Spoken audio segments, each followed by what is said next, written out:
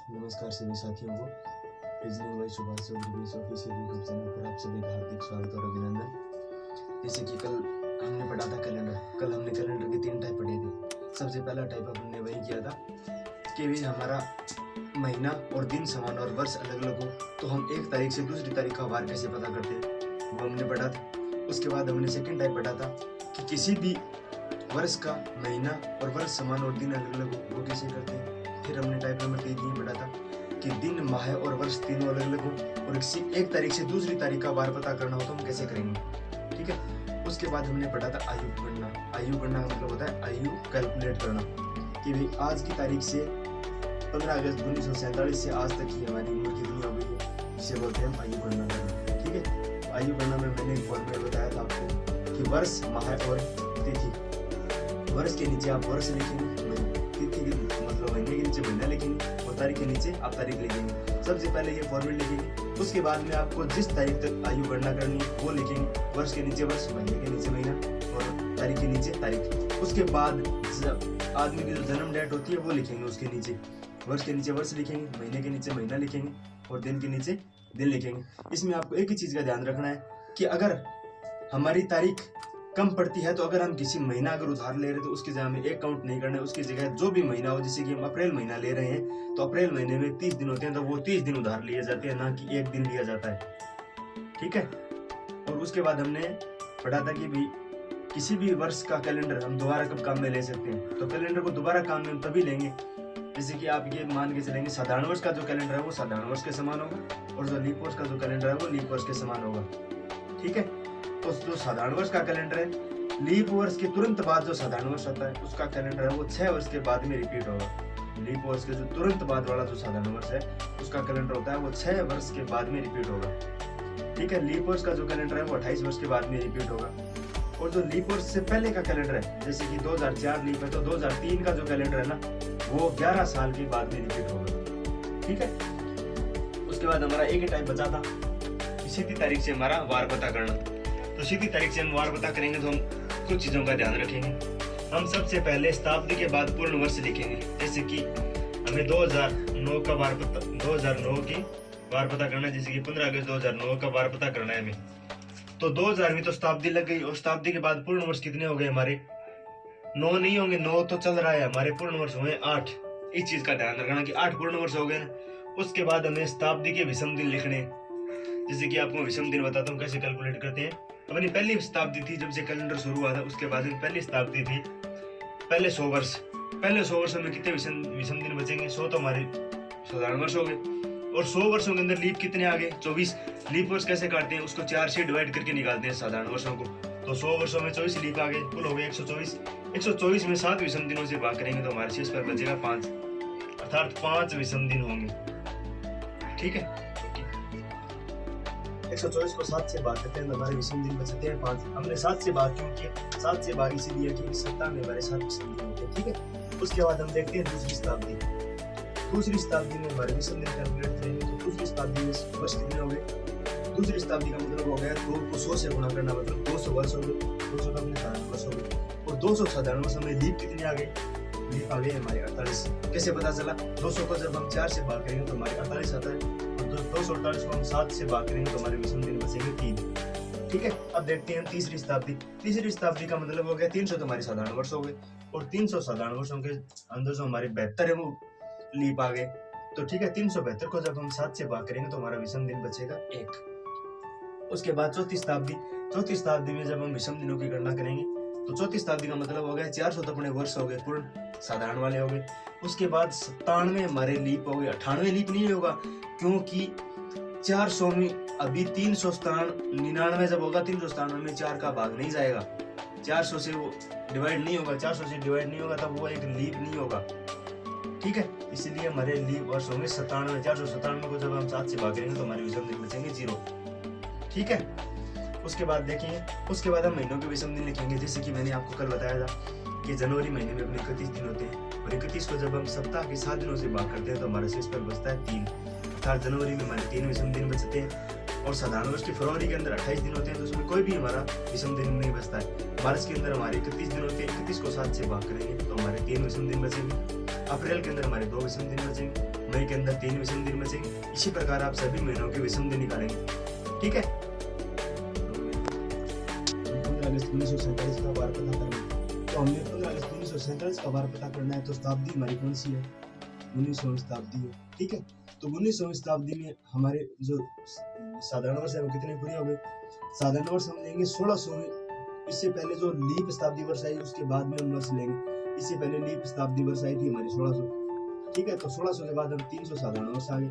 उसके बाद इन 300 वर्षों में कितने लीप वर्ष आएंगे? हमारे 72 आएंगे। तो 1600 तो 400 से डिवाइड हो गया, ठीक है। इसको तो अलग काट ही दो, इसका तो हो गया 0 हो गया इसका, तो ठीक है। उसके बाद हमारे वर्ष बच गए 372। तो 372 को हम 7 से भाग करेंगे तो हमारा विषम दिन बचेगा 1। तो 19वीं शताब्दी में विषम दिन कितना होता है? 1। तो हमारा विषम दिन 1 आ गया। 1947 का दिन पूछा है हमें, तो हमारे पूर्ण वर्ष कितने हो गए? 47 में तो चल रहा है, उससे पहले का वर्ष कितने हो गए हमारे? 46 वर्षों में लीप वर्ष कितने आ गए? तो लीप वर्ष इनको 4 से जब भाग करोगे तो हमारे लीप आ जाएंगे। 46 को 4 से भाग करोगे तो 11 बार जाएगा, 11 चौक 44, तो उनको लिख देंगे। उसके बाद हमें वार किसका पूछा है? अगस्त का पूछा है। कितने अगस्त का पूछा है? 15 अगस्त का वार पूछा है, तो अगस्त के 15 लिख देंगे। उसके बाद हम लिखेंगे जनवरी के। 1947 एक साधारण वर्ष है, 1947 एक साधारण वर्ष है। उन साधारण वर्ष के महीनों के लिए जो विषम दिन है वो लिखेंगे। उसके बाद देखिए जनवरी में हमारे साधारण वर्ष में कितने विषम दिन होते हैं? 3। फरवरी में 0, मार्च में 3, अप्रैल में 2, मई में 3, जून में 2, जुलाई में 3। अब इन सभी को 7 से, इन सभी को ऐड करके 7 से डिवाइड करेंगे। देखिए 15 को जब 7 से भाग करेंगे तो 1 बच गया। 11 को 7 से भाग करेंगे तो 4 बच गया। 46 को 7 से भाग करेंगे तो कितने बच गए? 7 से भाग करो 46 को एक बार,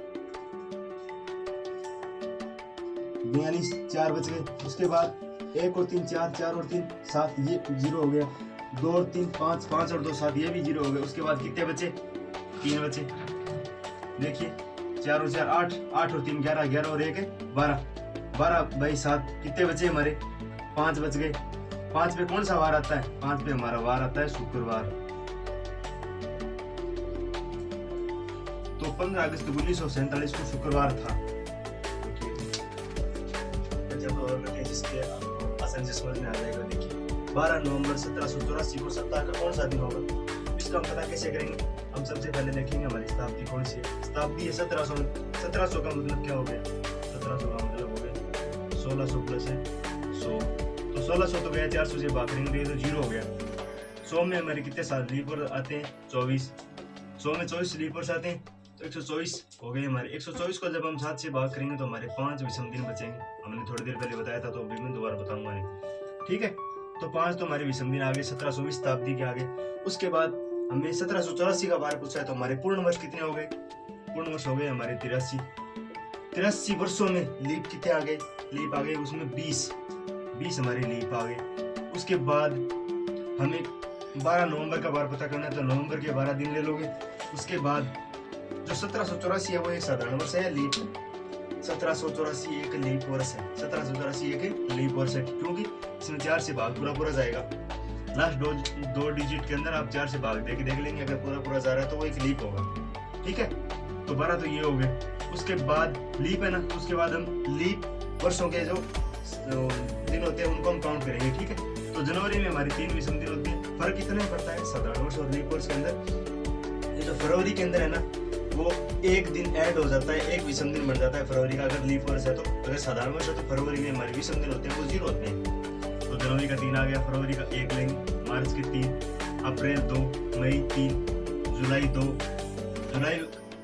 जनवरी फरवरी मार्च अप्रैल मई जून और जुलाई। उसके बाद अगस्त के बाद सितंबर के बाद अक्टूबर के बाद हमारे नवंबर का हमने पहले भी 12 दिन ले लिए, ठीक है। तो इन सभी का हम योग करेंगे और योग करने के बाद हम 7 से भाग कर देंगे तो हमारा दिन आ जाएगा। चलो हम योग करके 7 से काट देते हैं इनको, ठीक है। तो 3 और 2 5, 5 और 3 8, 8 का हमारा 1 हो गया। 1 और 3 4, 4 और 2 6, 6 और 3 9, 9 का हमारा हो गया 2, 2 और 2 4, 4 और 3 7, ये हमारा 0 हो गया। 3 और 1 4, 4 और 12 16 हो गए हमारे। कितने बच गए? 2, 20 और 2 22, 22 का हमारा बच गया 1, 7 21 और बचा कितना? 1। 83 और 1 84, 84 और 5 कितने हो गए? 84 और 5 हो गए हमारे 89।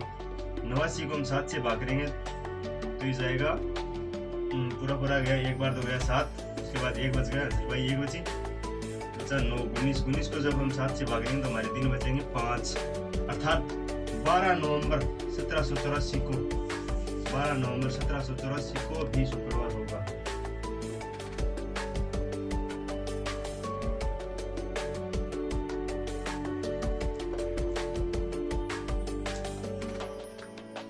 चलिए अब हम देखते हैं 17 अप्रैल 2016 को सप्ताह का कौन सा दिन होगा।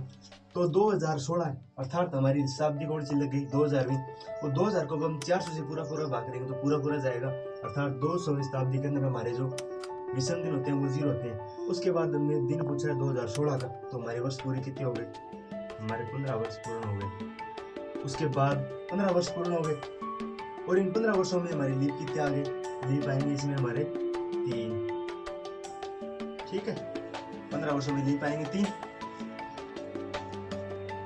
ठीक है। उसके बाद हमें जाना है 17 अप्रैल तक, ठीक है, महीनों में 17 अप्रैल तक जाना है। तो जनवरी में हमारे कितने विषम दिन बचेंगे, 3। अब बताओ फरवरी में हम कितने विषम दिन लेंगे, हम फरवरी में 1 विषम दिन लेंगे, क्योंकि यह है 2016 का दिन पूछा है, 17 अप्रैल का पूछा है, तो फरवरी के बाद में अप्रैल आता है ना कि फरवरी से पहले, तो हम उसका फरवरी का 1 विषम दिन लेंगे। उसके बाद मार्च में हमारे 3 विषम दिन होते हैं, और अप्रैल में हमें कहाँ तक पूछा है 17 अप्रैल तक, 17 लिखेंगे, इनको हम ऐड करके 7 से डिवाइड कर देंगे, ठीक है। तो 15 को 7 से डिवाइड करेंगे तो 1 बच गया हमारा।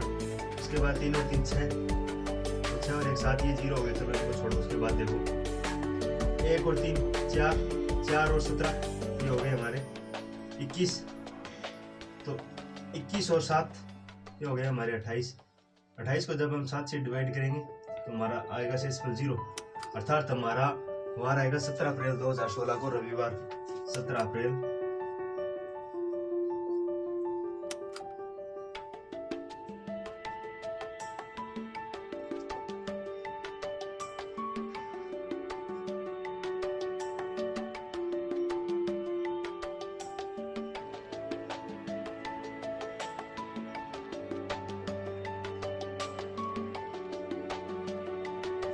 ठीक है, तो आज हमने ये सीखा कि किसी सीधी तारीख से हम वार पता कैसे करते हैं। तो हमें सबसे पहले तो एक ही चीज का ध्यान रखना है कि शताब्दी कौन सी लग रही है, उसके हिसाब से देखना है कि शताब्दी में कितने विषम दिन होंगे। जैसे कि मैंने आपको बताया कि पहली शताब्दी में हमारे विषम दिन बचते हैं 5, दूसरी शताब्दी में हमारे विषम दिन कितने बचते हैं 3, तीसरी शताब्दी में हमारे विषम दिन बचता है 1, और चौथी शताब्दी में हमारा कोई विषम दिन नहीं बचता, क्योंकि 400वीं शताब्दी लग जाती है तो वह शताब्दी लीप वर्ष हो जाता है, और शताब्दी लीप वर्षों में 400 का भाग पूरा जाता है, इसीलिए वो एक लीप नहीं होता, वो एक शताब्दी लीप होता है, ठीक है। उसमें हमारा विषम दिन बचता है 0, ठीक है। तो उसके बाद हम देखेंगे उस वर्ष, जिस वर्ष का हमें वार पूछा, जैसे कि इसमें हमें पूछा था 2016 का, तो इसमें हमारी शताब्दी कौन सी लगी, 2000वीं शताब्दी लगी। 2000वीं शताब्दी में 2016 का पूछा है ना, तो 2016 से पहले वर्ष पूरे कितने हो गए, शताब्दी के बाद और वर्ष से पहले कितने वर्ष हो गए, 15 वर्ष आ गए। तो 15 वर्षों के अंदर हम लीप देखेंगे कितने आ गए। तो अगर लीप देखना है तो जितने भी हमारे वर्ष बचे शताब्दी के बाद और जो वर्ष पूछे उन दोनों के बीच में जो जितने वर्ष बचे उनके अंदर हम 7 से 4 से डिवाइड करेंगे, 4 से डिवाइड करेंगे तो हमारी लीप आ जाएंगे। उसके बाद हम महीनों के जो विषम दिन होते हैं वो लिखेंगे। महीनों में एक ही चीज का ध्यान रखना है कि सीधी तारीख से अगर बार पता कर रहे हो तो महीनों में जो लीप जो साधारण वर्ष होते हैं ना, उनको आप फरवरी जो होता है ना साधारण लीप के अंदर, वो आप लीप वर्ष के अंदर काउंट नहीं करोगे, वो आप महीनों के अंदर काउंट करोगे तो आपका आंसर सही आएगा। ठीक है जी, धन्यवाद। आप डेली मुझे जुड़ने के लिए अपने चैनल को जरूर सब्सक्राइब करें, बेल आइकन को जरूर प्रेस करें, लाइक कमेंट जरूर करें। अगर कोई भी डाउट हो तो आप कमेंट सेक्शन में जरूर बताएं।